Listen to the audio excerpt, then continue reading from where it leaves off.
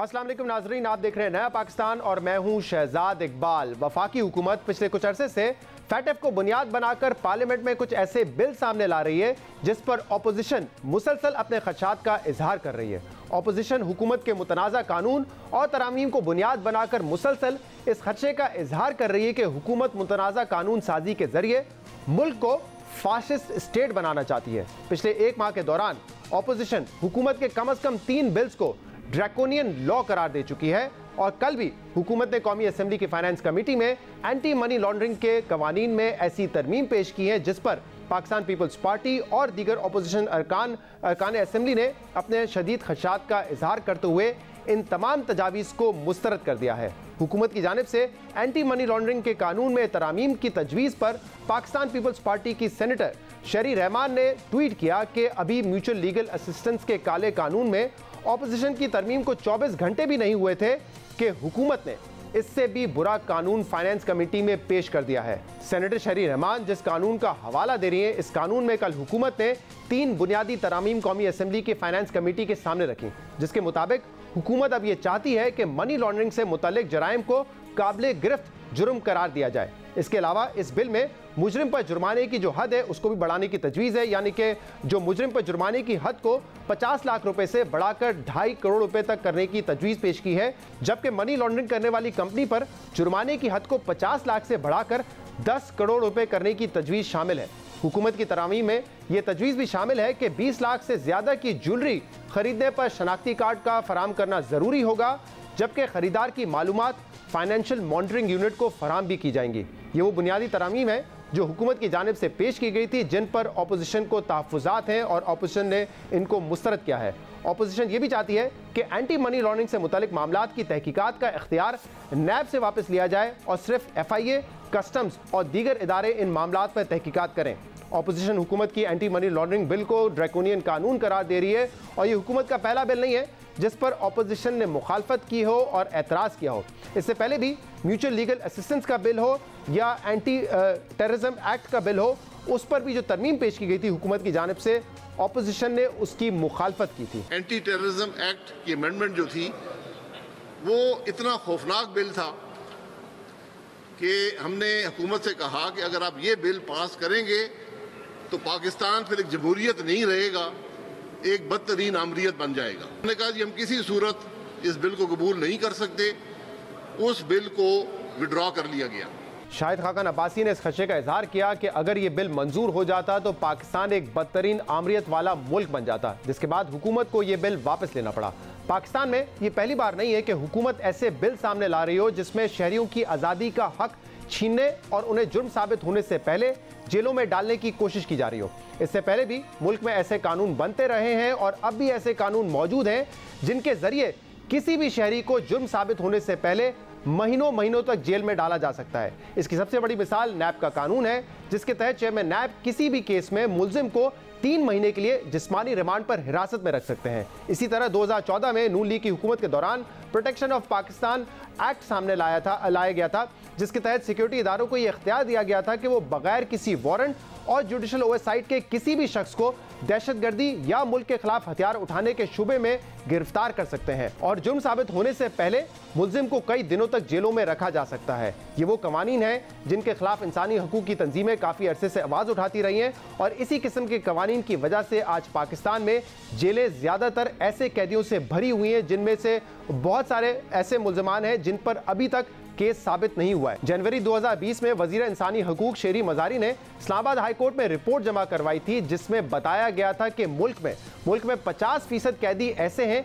जिन पर अभी तक जुर्म साबित नहीं हुआ है, उनको सजा नहीं हुई है, मगर वो जुर्म साबित हुए बगैर ही जेलों में मौजूद हैं और अपना वक्त जेल में काट रहे हैं। पाकिस्तान में इन इंसानी हकूक की पामालियों को देखने के बावजूद हुकूमत ऐसे बिल्स ला रही है जिसमें जुर्म साबित होने से पहले लोगों को जेलों में डालने की तजावीज़ पेश की जा रही हैं। इस पर हम मजीद बात करेंगे, जिसके लिए हमें ज्वाइन करेंगी पीपल्स पार्टी की सीनियर रहनुमा नफीसा शाह साहिबा और पाकिस्तान तहरीक इंसाफ की रहनुमा मलिका बुखारी साहिबा भी हमारे साथ मौजूद हैं। आप दोनों का बहुत बहुत शुक्रिया शो पर ज्वाइन करने के लिए।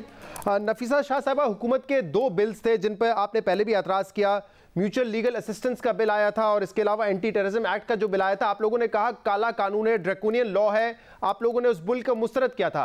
अब कल जो फाइनेंस कमेटी में एंटी मनी लॉन्ड्रिंग पेश किया गया है, आपकी जमात का यह कहना है कि यह उससे ज्यादा बदतर कानून है। वजह क्या है, एतराज क्या है आपकी जमात का और दीगर ऑपोजिशन पार्टीज का इस बिल पर? देखिए शहजाद, बहुत अच्छा हुआ आप ये मौजू आप लेकर आए हैं। सिर्फ पाकिस्तान पीपल्स पार्टी नहीं, उस वक्त पीटीआई के तकरीबन जो लोग जो बिजनेसेस को समझते हैं, मईशत को समझते हैं, उन्होंने भी उतनी ही इसके ऊपर तनकीद की जितनी पाकिस्तान पीपल्स पार्टी ने तनकीद की। तो ये पार्टी आज भी अगर इसके ऊपर सीक्रेट वोट होगा कमेटी में, तो मैं समझती हूँ कि एक शख्स भी, शायद खुद चेयरमैन जो उस वक्त उन्होंने बना के बिठाया हुआ था, एक कठपुतली चेयरमैन, शायद वो वोट करेंगे और कोई भी इस लॉ के ऊपर इस हालत में अंडर द प्रेजेंट कंडीशंस नहीं वोट करेगा। मलिका भी नहीं करेंगी। इतना खराब कानून वो बनाया हुआ है। हुकूमत का ये था कि हम इसको बुलडोज करें, हुकूमत की नियत थी कि इसको बुलडोज करें, लेकिन उसने ये कहा था कि मैं अपनी कमेटी के मेंबर्स के साथ जो लीगल जो प्रोसेसेस हैं, इसके ऊपर प्रॉपर हियरिंग्स करके, सबसे मशावरत करके, इस कानून को डिलिबरेट करके फिर हम इसको कुछ कर सकते हैं। तो वो कमेटी के चेयरमैन भी नहीं थे और उस दिन कल इसलिए ये लॉ पास नहीं हुआ कि ऑपोजिशन के नंबर्स, अगर कल वोटिंग होती तो कल ये बिल डिफीट होता। बहुत बुरा लॉ है। दिस इज लाइक आपने जो हमारे बिजनेसेस हैं, फॉर इंस्टेंस रियल एस्टेट है या ज्वेलरी शॉप्स है, इनको आप अब रिपोर्टिंग एजेंट्स बनाएंगे कि कोई भी शख्स अगर आके शॉपिंग करता है 20, 25, 30 लाख से ज्यादा, 50 लाख से ज्यादा कोई जेवर लेता है, तो उसको वो बैठकर वो सीआईडी करेंगे, वो हुकूमत को बताएंगे कि ये 50 लाख। तो इस माहौल में कौन पैसे लेके आएगा, कौन खर्च करेगा? इससे तो इकोनॉमी आपकी और ग्रे और ब्लैक में चली जाएगी। तो एक बहुत ही ड्रैकोनियन लॉ है। लेकिन बुखारी साहब, एक तो इस बिल के हवाले से जो एतराज है, जिसमें मैं आगे जाके बात करूंगा कि ये इंसानी हकूक के खिलाफ है, जिस तरह के दूसरे बिल भी आप लोगों ने पेश किए, हुकूमत की तरफ से पेश किए गए और ऑपोजिशन के एतराज के बाद आपको वो बिल वापस लेने पड़े। मिसाल के तौर पे जो एंटी टेररिज्म एक्ट का बिल था, जिसमें आपने इकोनॉमिक टेररिज्म की डेफिनेशन को डिफाइन किया था, लेकिन यहाँ पे वो कह रही है कि सिर्फ इंसानी हकूक का मसला नहीं है, जो बिजनेस और इकोनॉमिक एक्टिविटी आपकी वो खत्म हो जाएगी इस बिल की वजह से।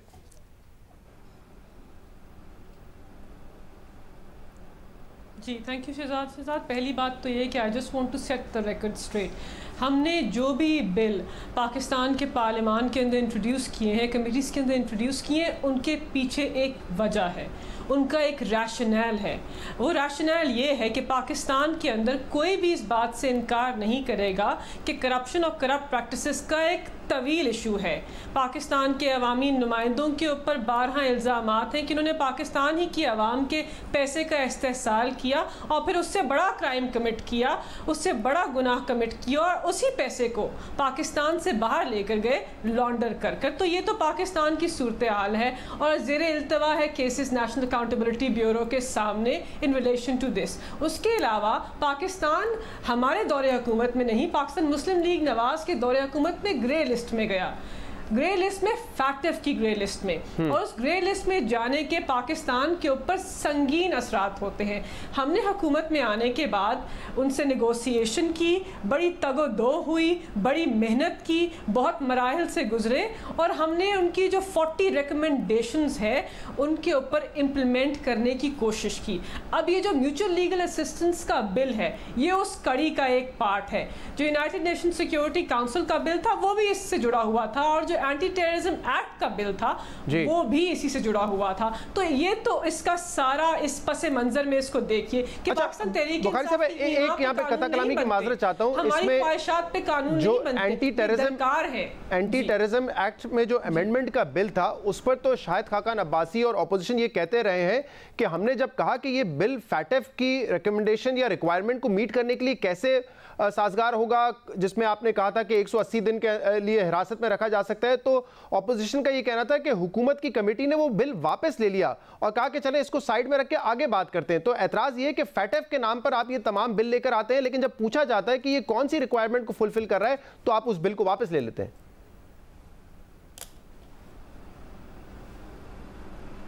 नहीं शहजाद, ये दुरुस्त नहीं है। बात यह है कि एंटी टेररिज्म एक्ट की अमेंडमेंट के दो मुसव्वदे थे। एक मुसव्वदा जो है उसको हमने कहा कि वो इस वक्त जो हमने कंप्लायंस रिपोर्ट प्रेजेंट करनी है उसके लिए अहम नहीं है, तो उसको हमने साइड पे रख दिया और उसके ऊपर डिलिब्रेशंस होंगी और उसके ऊपर जो अमेंडमेंट्स आएंगी, सजेशंस आएंगी, जो ज़ेरे गौर आएंगी चीज़ें, हम उनको देखेंगे, समझेंगे और जो पॉसिबल हुआ उसको करेंगे। इसके अलावा जो म्यूचुअल लीगल असिस्टेंस का बिल है वो रिकमेंडेशन 37 से लिंक्ड है। फैटफ की रिकमेंडेशन 37 ये कहता है कि आपने अपने पाकिस्तान के रेगुलेटरी फ्रेमवर्क के अंदर, पाकिस्तान के लीगल सिस्टम के अंदर एक ऐसा सिस्टम मुरव्वज करना है जिससे मनी लॉन्ड्रिंग खत्म हो, जिससे एक सेंट्रल अथॉरिटी स्टैब्लिश हो और ये सिस्टम इफेक्टिव होना चाहिए। हमारे यहाँ अभी जितने ये बिल आए हैं, जैसे जिसमें एंटी टेररिज्म एक्ट में अमेंडमेंट का बिल था जिसमें आपने इकोनॉमिक टेररिज्म को डिफाइन किया था, उसमें भी ये कहा गया था कि 180 दिन के लिए आप हिरासत में रख सकते हैं। ये जिस anti money laundering bill pay इस वक्त हम बात कर रहे हैं, इसमें भी एक जो सेक्शन 16 है उसको हज़फ करने की बात की गई, यानी कि अब ये काबिले गिरफ्त जुर्म होगा। इससे पहले भी आपकी हुकूमत नहीं, माजी की हुकूमतों में भी जो बिल आए हैं, जो जिस किस्म के कानून बनाए, उसमें हमारे पास एक पावर दी जाती है अथॉरिटीज़ को कि आप 90 दिन के लिए, 180 दिन के लिए लोगों को हिरासत में रखें। अब दुनिया भर में आप जानती है कि कानून किस किस्म के हैं। वहाँ तो जब तक ठोस एविडेंस नहीं होता किसी को घंटों तक भी गिरफ्तार नहीं किया जाता, केस तो उसके बाद चलता है। हमारे यहाँ तो पहले जेलों में उनको भर दिया जाता है, केस बाद में चलता है, कन्विक्शन बाद में होती है उनकी।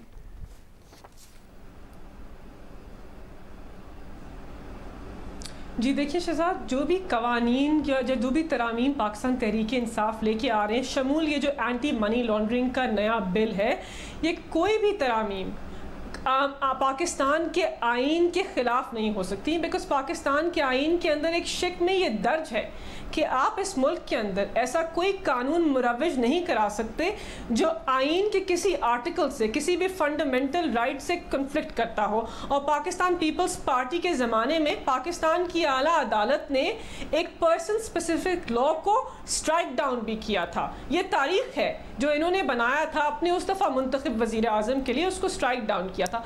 हम सिर्फ ये कहते हैं कि ठीक है, पावर ऑफ अरेस्ट जो है उसके पैराहे तय होने चाहिए, पावर ऑफ अरेस्ट का अब्यूज़ नहीं होना चाहिए, और जब भी आप किसी शख्स की लिबर्टी को कर्टेल करें उसके लिए ठोस आपके पास सबूत, शवाहिद और वजूहात होनी चाहिए। ये बात दुरुस्त है और बिल्कुल ठीक है। तो जो भी चीज़ सामने आई है उसके ऊपर अब बहस होगी, लेकिन मेरी अपोजिशन के मोहतरम रहनुमाओं से एक गुजारिश है कि हर वक्त आप हमारी हर रिफॉर्म के मुसव्वदे के ऊपर, हर बिल के ऊपर ये ना कहा कीजिए कि हमारी कोई मैलाफाइड्स है, कि हम एक आमिराना सोच रखते हैं। हम जो भी कर रहे हैं पाकिस्तान के आइन और कानून के मुताबिक कर रहे हैं, अपनी इंटरनेशनल ऑब्लिगेशंस के मुताबिक कर रहे हैं, और इसलिए कर रहे हैं कि हम पाकिस्तान के लीगल फ्रेमवर्क को मुस्बत करना चाहते हैं। हम दुनिया को बताना चाहते हैं कि हम रोग स्टेट नहीं हैं, हम एक वर्किंग फंक्शनिंग डेमोक्रेसी है। हम आइन के अंदर जो आर्टिकल्स दर्ज हैं उनका भी ख्याल रखेंगे, लेकिन अपने कानून के मुताबिक अपने पाकिस्तान के सिस्टम को अब्यूज भी नहीं होने देंगे। एक बात मैं और कह दूं कि अब मैं कहना नहीं चाहती थी, लेकिन बारहा रिक्वेस्ट आती है कि आप मनी लॉन्ड्रिंग को उसके परव्यू से निकाल दें, म्यूचुअल लीगल असिस्टेंस के। कैसे निकाल दें जब सारी डिस्कशन ही मनी लॉन्ड्रिंग के ऊपर है, जब मनी लॉन्ड्रिंग ही बेसिक एसेंस है फैटफ की रिकमेंडेशंस की। तो आपकी ये गुजारिश या आपकी ये तवक्को कि हम मनी लॉन्ड्रिंग को म्यूचुअल लीगल असिस्टेंस से निकाल दें, ये बिल्कुल गलत है। इसी साथ साथ आप कहते हैं कि आप जब एंटी मनी लॉन्ड्रिंग का बिल लेके आते हैं तो नैब के किसी भी पर्सन को उसके अंदर ना डालें। क्या मनी लॉन्ड्रिंग, करप्शन और करप्ट प्रैक्टिसेस का नैब से कोई लिंक नहीं है? उसके अंदर और भी सही। मैं चाहता हूं कि इस पे जरा इदारा डिक्लेयर करना, नफीसा शाह साहबा का मैं पॉइंट ऑफ व्यू ले लूं। नुमाइंदों को नहीं मानते, ये इसकी क्या मंतक है? जी नफीसा साहबा फरमाइएगा। उन्होंने सवाल किया है कि ऑपोजिशन इस पर क्यों एतराज उठाती है कि मनी लॉन्ड्रिंग को आप एमएलए के परव्यू से हटा दें, नैब का इख्तियार नहीं होना चाहिए मनी लॉन्ड्रिंग के मामलात पर, ये क्यों डिमांड करती है ऑपोजिशन बार बार? देखिए, पहले तो उन्होंने कहा कि फैटफ जो है एज इफ ये बड़े मुहिब्बुल वतन है और इनको फिक्र है ग्रे लिस्ट की और हमें नहीं है। हमने इनके रवैये के बावजूद हमने फैटफ के लॉज पर हमारी अपनी पॉलिटिकल कमिटमेंट है और हमने ये कहा है कि क्योंकि नेशनल एक्शन प्लान को हम ज्यादा ओनरशिप देते हैं, हमारा ये मौक़िफ़ है कि जो फैटफ आपको कह रहा है आप उससे 10 गुना आगे जा रहे हैं। आपको जरूरत नहीं है कि आप अपनी आपके ख्याल में क्यों 10 गुना आगे जा रही है हुकूमत? करें कि आप जनरल मुशर्रफ ने जैसे पूरी यहाँ से लेकर पैसों के एवज कितने लोग पाकिस्तान के वहां भेजे थे, तो ये यही करने जा रहे हैं। अच्छा नफीसा साहिबा, वो कह रही है कि आप हमारी नीयत पे शक ना करें, लेकिन आप कह रही है कि वो फैटफ से 10 गुना आगे जा रहे हैं, उसकी वजह क्या है? अच्छा, दूसरा, ये करप्शन की बात इसलिए ना करें, मनी लॉन्ड्रिंग की इसलिए बात ना करें क्योंकि 2 साल इनको 17 अगस्त को 2 साल पूरे होंगे। इन 2 सालों में उन्होंने 7 एमनेस्टी स्कीम्स बनाई हैं। वो एमनेस्टी स्कीम्स दूध वाले ठेले वालों के लिए हैं, अलीमा बाजी के लिए हैं, सलीका सिलाई मशीन से उन्होंने जो बिलियंस बनाए और जो बाहर उन्होंने फ्लैट्स लिए और एक्नॉलेज किया कि ये मेरे अनडॉक्यूमेंटेड जो है प्रॉपर्टीज हैं, उनके लिए तो ये पर्सन स्पेसिफिक कानून बनाते हैं। रियल एस्टेट को उन्होंने एमनेस्टी दी है। अच्छा, उन्होंने लेकिन नफीसा साहिबा मुझे जरा 2 बातों का क्विकली जवाब दे दीजिए। नफीसा साहिबा, जो भी कानून बनेगा उसका इतलाक तो ऑपोजिशन पर भी होगा और हुकूमती लोगों पर भी होगा। दूसरा, वो ये कह रही है कि आप हमारी नीयत पे शक ना करें, ये हम फैटफ की रिक्वायरमेंट को मीट करने के लिए कर रहे हैं, लेकिन आप कह रही है ये फैटफ की रिक्वायरमेंट से 10 गुना आगे बढ़ रहे हैं। उसकी वजह क्या है? आप क्यों समझती हैं उससे आगे बढ़ के कानून बनाना चाहते हैं?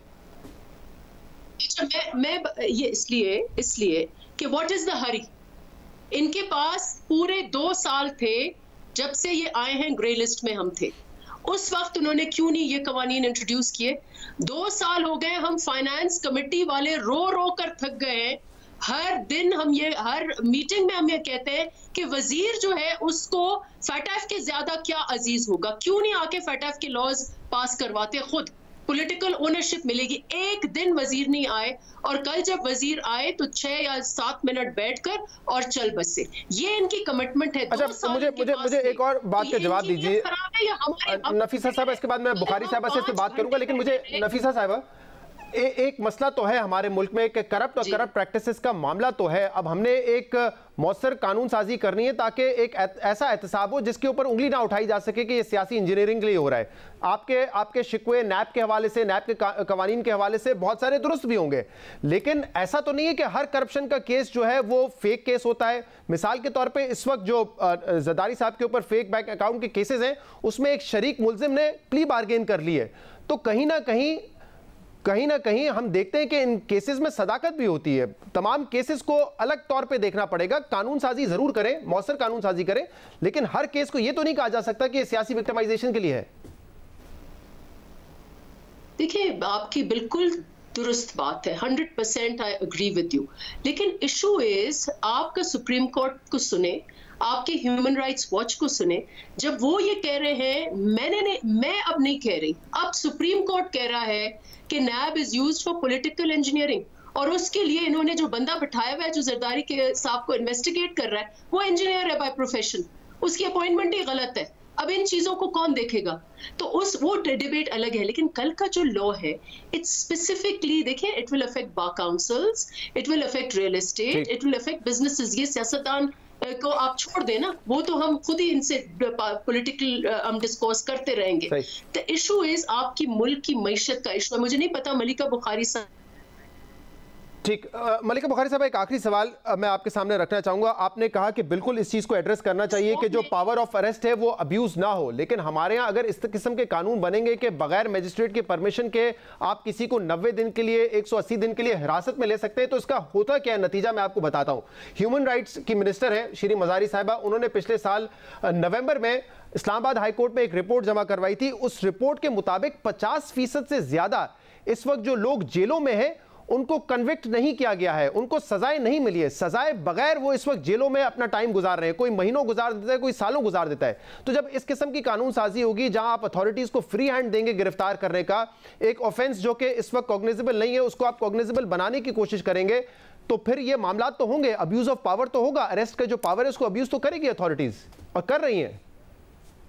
देखिए पाकिस्तान ये तो पाकिस्तान के निज़ाम अदल का एक लॉन्ग स्टैंडिंग इशू है। हम इस बात से इनकार नहीं करते कि पाकिस्तान की जेलों के अंदर लोग अरसे से वो सज़ाएं काट रहे हैं जिनके लिए शायद उन्होंने वो क्राइम्स कमिट भी नहीं किए, और इतने अरसे से उनको जेल में रखा गया है कि वो एक नाइंसाफ़ी का जो अंसर है वो इससे नज़र आता है। लेकिन इसके अंदर क्रिमिनल जस्टिस का रिफॉर्म, लेकिन कहीं ना कहीं कानून का सहारा ही लिया जाता है ना, बैलेंस क्रिएट करना है। नैब के कानून में अगर ये बात होगी कि आप लोगों की लिबर्टी की प्रोटेक्शन जी, नैब के कानून में अगर बेल का राइट नहीं होगा, नैब के कानून में अगर 90 दिन के लिए नैब अपनी हिरासत में रख सकेगा, जब ये कानून होगा तो इसका सहारा ही लिया जाएगा ना। फिर नैब के कानून में है नहीं,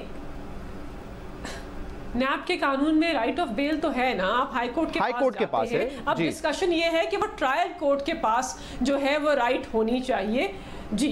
तो हम कहते हैं कि वो अब ट्रायल कोर्ट के पास भी अब यही चीज़ सामने आई है, और आला अदालत की जजमेंट में भी है ये बात दर्ज। लेकिन जो बुनियादी बात ये है कि आपने देखना है कि जिन लोगों को आप नैब चेयरमैन अरेस्ट करते हैं और वो क्यों अरेस्ट करते हैं कि केसेस के अंदर इंटरफेरेंस ना हो। मैं उनकी स्पोक्स पर्सन नहीं हूँ, मेरी समझ ये है कि केसेस के अंदर इंटरफेरेंस ना हो, वो एविडेंस को टैंपर ना करे, ऐसी वजूहात होती हैं। और दूसरी तरफ उस इंसान की लिबर्टी और उसकी ह्यूमन राइट्स लिंक्ड हैं, और ये हमेशा किसी भी इदारे के लिए एक बड़ा डेलिकेट बैलेंस होता है। बहुत बहुत शुक्रिया, पाकिस्तान की बहुत शुक्रिया मलिका बुखारी साहब और नफीसा शाह साहब हमारे साथ मौजूद थी। लेकिन नैब के बहुत सारे ऐसे मुकदमात सामने आते हैं जिसमें अक्यूज जो है वो खुद पेश होता है, तमाम एविडेंस देने के लिए तैयार होता है, लेकिन फिर भी उसको गिरफ्तार कर लिया जाता है, और इस पे जजमेंट्स भी हैं। अपोजिशन की तनकीद अपनी जगह, लेकिन सुप्रीम कोर्ट के आला अदालतों के इस पे अब तो रिमार्क्स और जजमेंट्स भी मौजूद है जिसमें इस पर एतराज़ किया गया है कि इन पावर्स को सियासी इंजीनियरिंग के लिए इस्तेमाल किया जाता है। प्रोग्राम में शामिल करेंगे एक ब्रेक, इसके बाद एक और अहम इशू पर बात करेंगे, हमारे साथ रहिएगा। पिछले एक महीने के अंदर पाकिस्तान में जो कोरोना वायरस के केसेस हैं उनमें खातिर खा कमी नजर आई है। जहां पर मुस्बत केसेस की शरह तकरीबन 24 से 25% थी, अब वो गिरकर 3.5-4% पर आ चुकी है। और इसीलिए नेशनल कोऑर्डिनेशन कमेटी ने यह फैसला किया है कि अब मुल्क भर में जो मामलात ज़िंदगी है उसको दोबारा आहिस्ता आहिस्ता बहाल करना है। बड़े अहम फैसले किए गए 2 रोज़ पहले, जिसमें कहा गया था कि टूरिज्म सेक्टर आज से खुल जाएगा और रेस्टोरेंट्स, कैफ़ेज़, सिनेमाज, थिएटर्स और जो बिजनेस सेंटर्स हैं, पार्लर्स हैं, जिम्स हैं, उनको पीर यानी कि 10 अगस्त से खोला जाएगा। इस हवाले से आज सिंध में टास्क फोर्स की मीटिंग हुई है जिसको चेयर किया वज़ीर आला मुराद अली शाह साहब ने। वहाँ पर क्या फ़ैसले हुए हैं, क्या कराची में भी और सिंध भर में तमाम पार्लर्स, जिम्स और कैफ़ेज़ और रेस्टोरेंट्स खुलने जा रहे हैं 10 तारीख से, इस पर क्या फ़ैसला हुआ है हम बात करेंगे। सईद गनी साहब इस वक्त हमारे साथ मौजूद हैं। सईद गनी साहब, बहुत बहुत शुक्रिया, आपने ज्वाइन किया हमें। NCC ने 2 दिन पहले ये फैसला किया है कि अब आहिस्ता आहिस्ता मुख्तलिफ सेक्टर्स को खोलने की ज़रूरत है, SOPs के साथ खोलने की ज़रूरत है। इस हवाले से आज सिंध में भी टास्क फोर्स की मीटिंग थी जिसको चेयर कर रहे थे CM साहब। क्या फैसले हुए हैं, क्या मुल्क भर की तरह कराची और जो सिंध के दीगर इलाके हैं वहाँ पर भी रेस्टोरेंट्स, कैफ़ेज़ और सिनेमाज को खोले जा रहे हैं अब 10 तारीख से? जी शहजाद, मैं ये बता दूं कि ईद से पहले एक NCOC की मीटिंग कराची में हुई थी, और उस वक्त भी सिंध हुकूमत ने कुछ बिजनेसेस जो उस वक्त नेगेटिव लिस्ट में थे उनको सख्त SOPs के साथ रीओपन करने की तजवीज़ दी थी। लेकिन उस मीटिंग में फिर तय ये पाया कि ये जो भी तजावीज़ हैं इसको हम कंसिडर करेंगे ईद के बाद, चूँकि हम देखना चाहते हैं कि ईद का कितना इम्पैक्ट आता है इन केसेस के ऊपर। सही। तो वो फिर चीज़ें डेफर हो गई थी, और अभी जब CM साहब इस्लामाबाद गए तो एक मीटिंग वहाँ NCC की हो गई, और उसमें ये बता दिया गया कि जी केसेस की जो पोजीशन है वो बताई गई, फिर जो फैसला था कि किस तरह ओपनिंग करनी है वो सारी बात हुई। हमने आज इन्हीं तमाम चीज़ों पर गौर किया, और तकरीबन मैं कह सकता हूँ कि काफ़ी सारी चीज़ों पर तो इत्तफाक है, लेकिन SOPs बनाने की गई ये बात, और वो टास्क दिया गया है एडिशनल हमारे होम सेक्रेटरी जो हैं उनको, ACS होम जो हैं उनको दिया गया टास्क कि वो उस पर काम कर लें। और कुछ चीज़ें ऐसी हैं जो हम चाहते हैं कि शायद फर्दर हम डिस्कस करेंगे जो NCOC की मीटिंग है उसमें। लेकिन मैं समझता हूँ कि अगर आप कहेंगे तो 90% शायद कंसेंसस इस बात पर हमारा है कि चीज़ें खोलनी चाहिए, but with some certain strict SOPs। नहीं तो अब पीर से बताइए ना, क्योंकि ज़्यादा वक्त नहीं रह गया, कल का दिन है, तो पीर से क्या रेस्टोरेंट्स, कैफ़े, सिनेमा, थिएटर्स ये खोलने की इजाज़त है? लोग इन कारोबार से जो मुंसलिक हैं वो अपना कारोबार खोल सकते हैं, इजाज़त है इस बात की उनको? जी बिल्कुल। जो आपने बातें चीज़ें कही हैं। एग्जैक्टली मेरे पास वो मुझे पता होता आपने इस चीज़ पे बात करी तो मैं पूरी वो फहरिस्त ले आता जो हमने मीटिंग में डिस्कस की थी। लेकिन एक आध चीज़ पे शायद मुझे याद पड़ता है कि ये कहा गया कि एनसीओसी में दोबारा ज़रा डिस्कस कर। मैं आपके सामने रख देता हूँ ना, जैसे जो एनसीसी के फैसले थे वो ये थे कि 10 अगस्त से restaurants, cafes, parks, cinema, theatres, business centres, expo centres, beauty parlours, gyms, ये तमाम चीज़ें खोलने जा रहे हैं। तो इस पर इत्तेफाक है, ये सिंध भर में भी खुलेंगी चीज़ें? जी, सिवाय हमारा ख्याल था कि जो अम्यूज़मेंट पार्क्स हैं जहां बच्चे बहुत करीब बैठते हैं, डिफरेंट राइड्स होती हैं, कुछ प्ले एरियाज होते हैं, उनको हम शायद इस वक्त ना खोलें और हम उनसे गुजारिश करेंगे एनसीसी में भी एनसीओसी में भी कि उसको दोबारा रिव्यू किया जाए। बाकी जो ओपन पार्क्स हैं उसको खोल देंगे, रेस्टोरेंट्स को भी खोल देंगे, लेकिन जाहिर है कि उसके अंदर कोई कंडीशंस होंगी। कैफेज भी खोल देंगे, बिजनेस सेंटर्स देंगे, जो बड़े और जो चीज़ें सारी तकरीबन खोल देंगे। ठीक है, इस हवाले से एसओपी आप बनाकर भेजेंगे या वफाक की तरफ से आएंगे? क्योंकि आज लाहौर की तरफ से खबर आई, पंजाब ने जो है वो एसओपीज़ अपने बनाए हैं और उस पर अब गालिबन वफाक भी गौर करेगा। तो एक जैसे एसओपीज़ होंगे तमाम सूबों में, वफाक की तरफ से दिए जाएंगे या आप लोग सिंध में बैठ के अपने एसओपीज़ बनाएंगे? मैं मिसाल दे देता हूं, जैसे आज ये कहा गया है कि जो डाइनिंग हॉल है रेस्टोरेंट्स के, वहाँ पे 50% की कैपेसिटी होगी, टेबल्स जो है वो 6-6 फीट के फासले से रखी जाएंगी। ये उनकी तरफ से तजवीज़ दी गई है, रिकमेंडेशंस दी गई हैं एसओपीज़ के हवाले से। शहजाद, अभी तक जितने ऑर्डर्स इशू किए होम डिपार्टमेंट ने सूबा सिंध में, उसमें हम अपने एसओपीज़ देते रहे हैं, लेकिन अक्सरियत तो ज़ाहिर है कि वही जो गाइडलाइंस हैं वर्ल्ड हेल्थ ऑर्गेनाइजेशंस की हैं या हेल्थ डिपार्टमेंट की हैं, वो तो तकरीबन एक जैसी होती हैं, लेकिन थोड़ा बहुत फ़र्क उसमें होता ज़रूर है। सही। तो पंजाब की ज़्यादा बात कर रहे हैं, ज़ाहिर है मुझे नहीं पता उन्होंने क्या किया है, लेकिन हम अपने होम डिपार्टमेंट की तरफ से अपनी एसओपीज़ जारी करेंगे। लेकिन हमारा एक गिला रहा है, मैं भी शायद आपके शो में भी कह चुका हूँ अक्सर, कि सूबा सिंध शायद वो वाहिद सूबा है जो एनसीसी के डिसीजंस के साथ चलता है। हमें ये बड़ी हैरत हुई कि एनसीसी के जो फैसले थे उसके मुताबिक जो श्राइन्स हैं, जो मज़ार हैं, वो बंद थे, लेकिन पंजाब ने शायद कुछ अर्सा पहले वो श्राइन्स जो है वो खोल दिए थे, और जो एनसीसी की नेगेटिव लिस्ट थी उसके मुताबिक वो आज तक बंद हैं और वो अब खुलने वाले हैं। तो पंजाब इस किस्म की चीज़ें कर लेता है, लेकिन हम शायद अवॉइड भी करते हैं, और अगर हम करें तो फिर तनकीद भी शायद हम पर ज़्यादा होती है।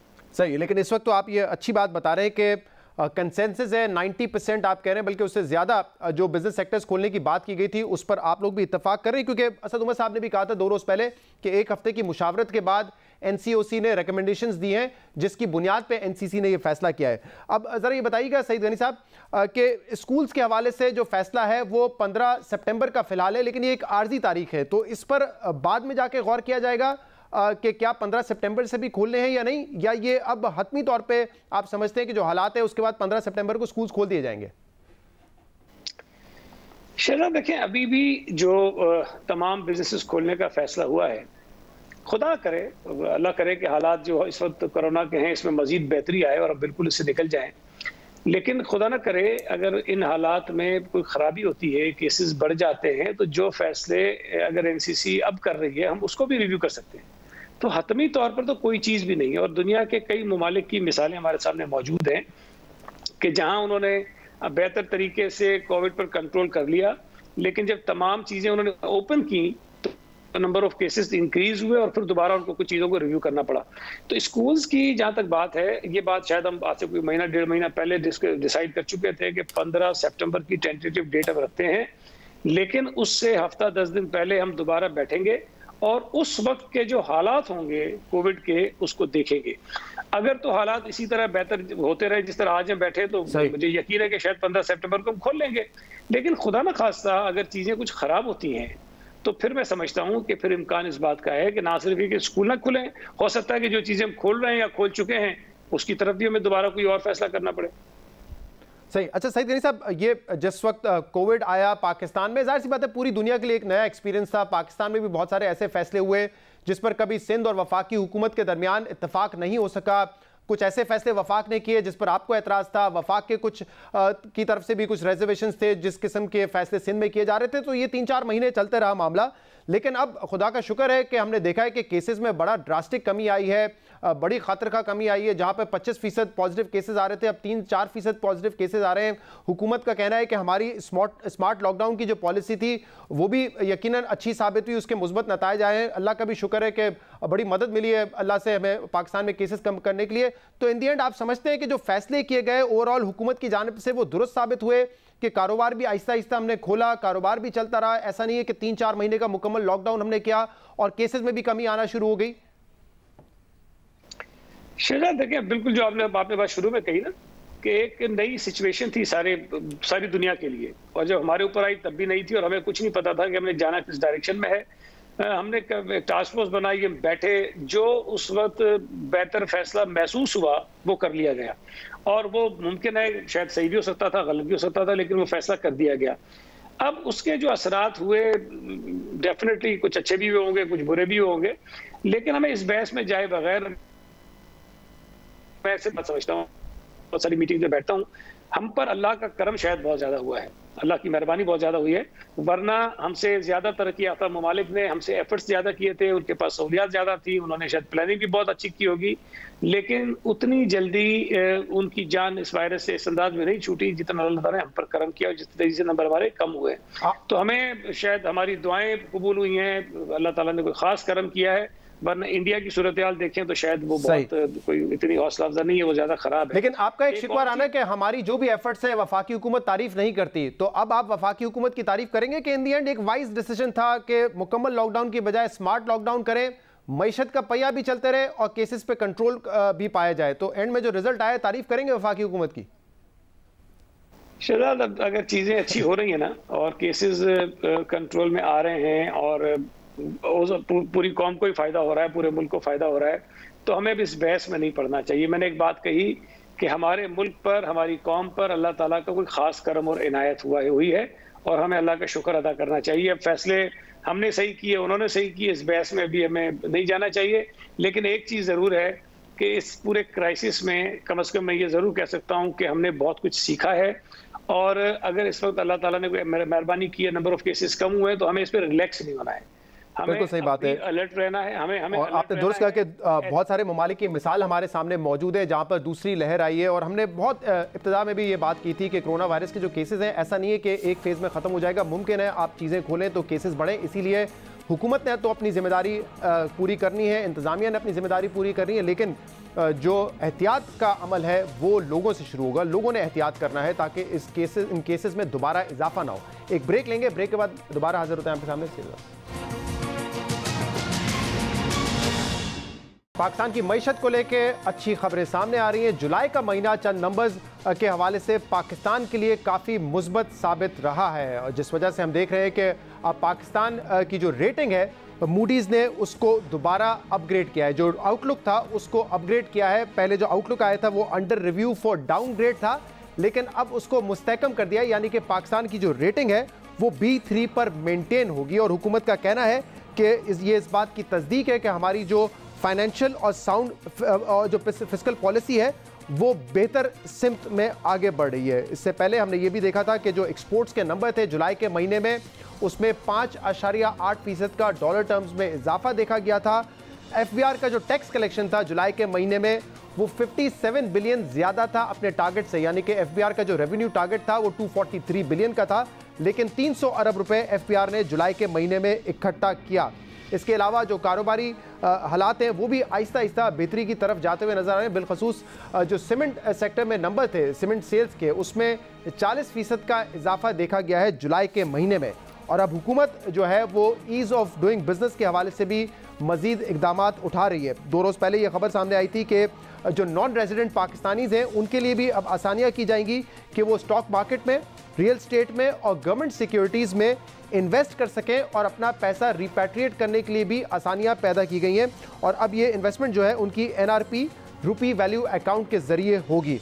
इसके अलावा आज कॉमर्स मिनिस्टर अब्दुल रज़ाक दाऊद साहब का ये ट्वीट सामने आया जिसमें उन्होंने कहा कि एक्सपोर्टर्स की एक बहुत पुरानी डिमांड थी कि उनके जो पैसे थे, जो रिफंड्स के पैसे थे, उनको ताख़ीर से मिलते थे, लेकिन 1 सितंबर के बाद state bank of Pakistan directly जो ड्यूटी ड्रॉबैक है एक्सपोर्टर्स के अकाउंट में क्रेडिट कर देगा, यानी कि जो पहले ताखीर से पैसे मिलते थे एक्सपोर्टर्स को, लिक्विडिटी के मसाइल होते थे, वो मसाइल 1 सितंबर के बाद से ख़त्म हो जाएंगे, क्योंकि जो भी रिफंड का पैसा है डायरेक्टली उनके अकाउंट में क्रेडिट कर दिया जाएगा। इस पर मजीद बात भी करेंगे। समीउल्लाह तारिक साहब इस वक्त हमारे साथ मौजूद हैं। समीउल्लाह तारिक साहब, सबसे पहले तो ये बताइएगा कि मूडीज़ का जो आउटलुक है, उन्होंने पहले डाउनग्रेड करने का रिव्यू किया था, अब उसको वो अपग्रेड कर रहे हैं और B3 पे पाकिस्तान की रेटिंग रहेगी।